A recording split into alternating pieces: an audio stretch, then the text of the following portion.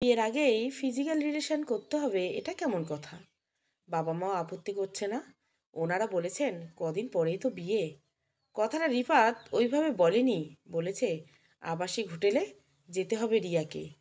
Rifat America citizen. ও যেই হোটেলে উঠেছে ওই হোটেলে রিয়ার যেতে হবে।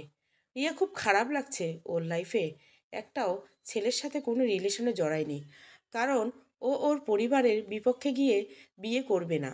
এটা কেমন কথা হলো? কদিন পরেই তো বিয়ে। আজ কী জন্য যেতে বলেছে? আজকাল বাঙালি ছেলেরা দুদিন প্রেম করলেই রুম ডেট করতে চায়, আর সে তো 10 বছর আমেরিকায় ছিল। রিফাত রিয়ার বড় বোনের বরের বন্ধু। আপুর বিয়ের সময় নাকি রিয়াকে দেখে রিফাতের খুব ভালো লেগে যায়। এই তো কয়েক মাস আগেই বিয়ের কথা পাকাপাকি হলো। বড় আপু খুব খুশি, রিয়ার বিয়ে হলে দুই বোন একসাথে থাকতে পারবে। প্রবাসী জীবনে অনেক কষ্টে, তাই ছোট বোনটা পাশে থাকলে ভালো হবে। বড় আপু বলেছে যা কিছু হবে না, তুই সব ব্যাপারে একটু বেশি ঘাবড়ে যাস। একটা নীল শাড়ি পরে বাবা মায়ের কাছে বিদায় নিয়ে চলল হোটেলের উদ্দেশ্যে। গাড়ি থেকে নেমে হোটেলের ভিতর ঢুকলো। লিফটে করে সোজা 10 তলা চলে গেল। রুমের কলিং বেল বাজাতে গিয়ে রিয়ার হাত কাঁপছিল, অনেক ভয় লাগছিল। বেল দেওয়ার আগে দরজা খুলে গেল। রিফাত বলল, welcome Riya, do not disturb board লাগিয়ে দিচ্ছে। রিয়ার বুক আর ধুকধুক শুরু করলো। রিফাত বলে উঠল, আপনি ঘামছেন কেন? রিয়া বলল, কই না তো। নার্ভাস হওয়ার কিছু নাই, আমরা হবু স্বামী স্ত্রী। কী খাবেন তাই বলুন।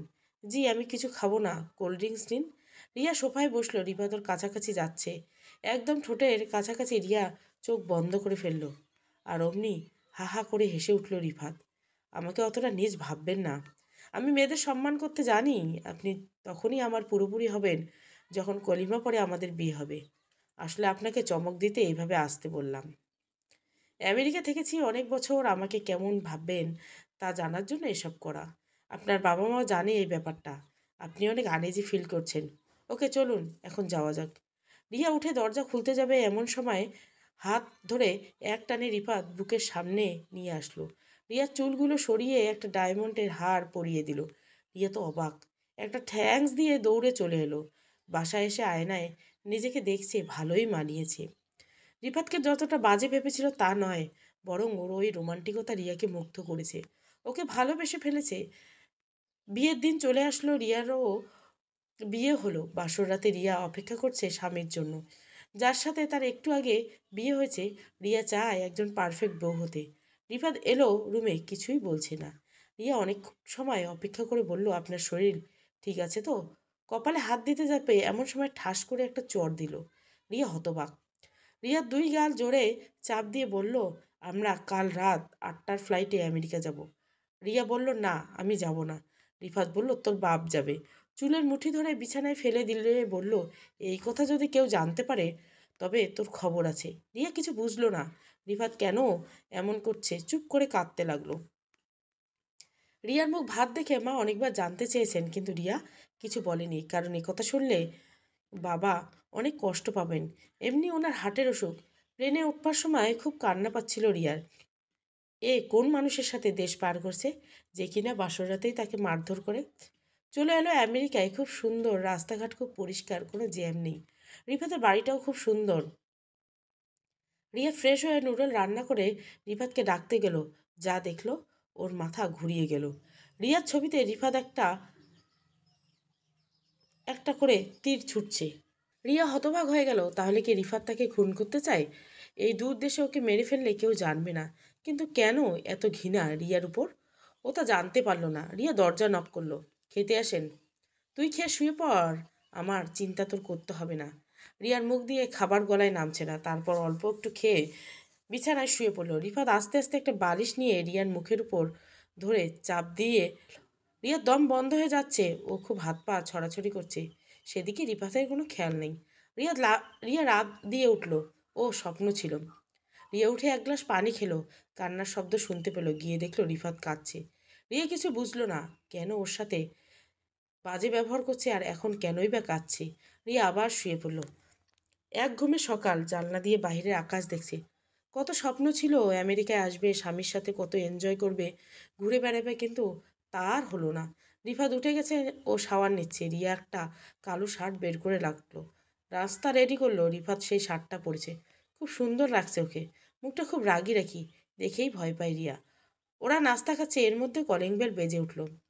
রিফার দরজা খুলতে রিয়ার বড় বোন রূপা এসেছে।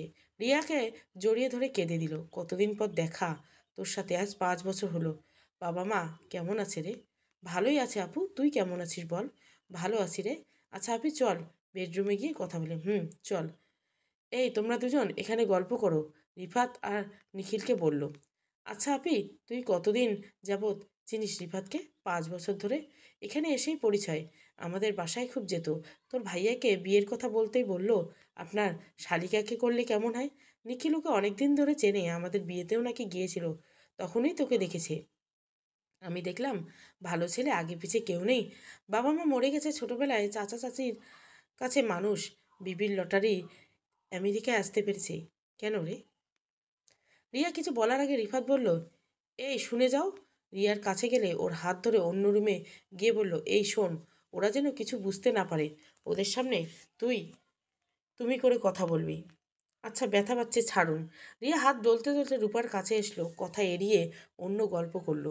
দুবোন মিলে রান্না করলো, সবাই একসাথে খাওয়া দাওয়া করলো। রূপা বলল, আমরা দুবোন একসাথে ঘুমাবো। রিফাত একটু ভয় পেয়ে বলল, কেন আপু? হ্যাঁ, অনেকদিন পর আমরা একত্রে, তুমি কিছু মনে করো না প্লিজ। রিপা চোখ দিয়ে ইশারা করে বলল, কিছু যাতে না বলে। রিয়া ভয় পেয়ে কিছু বলল না। পরের দিন বিকালে ওরা সবাই ঘুরতে বের হলো, অনেক আনন্দ করলো। রিয়ার মনে হচ্ছে রিফাত ঠিক হয়ে গেছে। এখন থেকে রূপারা ওদের বাসায় চলে গেল। রিয়া রিফাতেও বাসায় চলে আসলো। বাসায় এসে রিয়ার হাত ধরে জোরে টান দিয়ে বলল, বলছিস তোর বোনের কাছে? আমি কিছু বলিনি, সত্যি বলছি। রিফাত চর মারার জন্য হাত উঠাতে রিয়া ধরে ফেললো। আর একটা আঘাত আপনি আমাকে করবেন না, অনেক সহ্য করছি এ কয়দিনে। নিরপরাধভাবে আমাকে এত মারতে পারবেন না। তোর অনেক সাহস হয়েছে, তাই না? বড় বোন আসছিল তাই তুই আমার হাত ধরিস? এই বলে রিয়াকে অনেকগুলি চড় দিল। বলল, বের হয়ে যা আমার বাসা থেকে। ওকে ঘর থেকে বের করে দিল। রিয়া অনেক কান্না করতেছে আর আস্তে আস্তে হাঁটছে। কই যাবে এত রাতে? রাস্তা দিয়ে এগোতে দেখে কয়েকটা লোক মাতালের মতো আসছে এই রাস্তায়। রিয়া ওদের দেখে ভয় পেয়ে জোরে জোরে হাঁটতে লাগলো। ওইগুলি লোক রিয়ার পেছন পেছন আসতে লাগলো।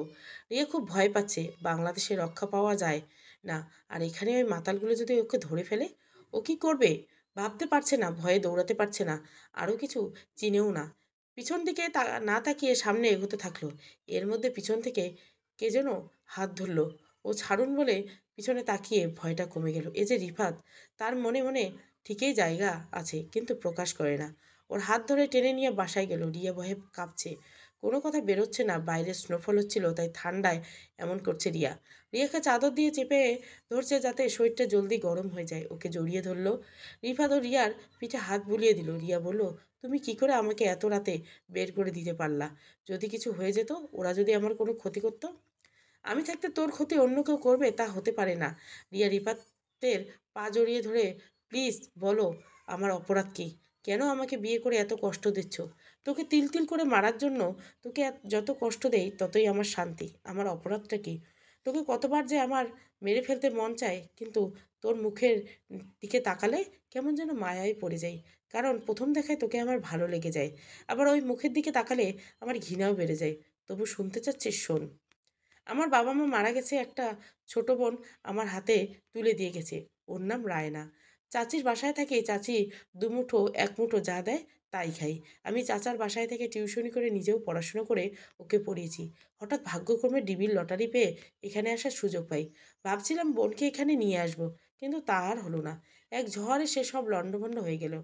রায়না নরম স্বভাবের ছিল, অল্প কাউকেতে বিশ্বাস করে ফেলতো। রায়না যখন এই ফার্স্ট ইয়ারে পড়ে, তখন নাকি এক ছেলের সাথে রিলেশন হয়। ওই ছেলে ওকে অনেক বড় ধোকা দেয়। রায়নার অশালীন পিক অনলাইনে ছেড়ে দেওয়ার হুমকি দেয়। এটা শুনে রায়না সহ্য করতে না পেরে আত্মহত্যা করে। এই কথা বলে রিফাত অনেক কান্নাকাটি করে।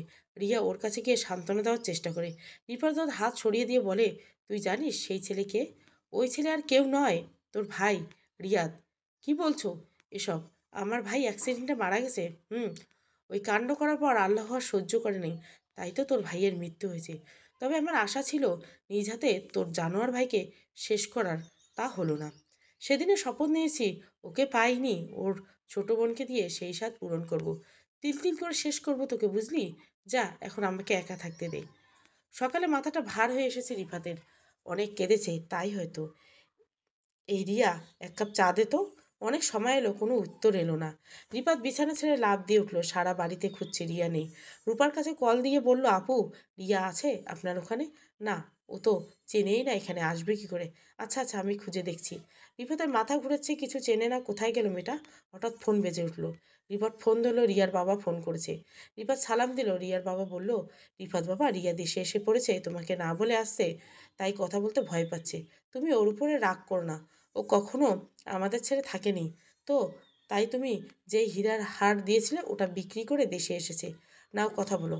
হ্যালো। হ্যালো। তোকে যতটা নরম দেখা যায় ততটা নরম না।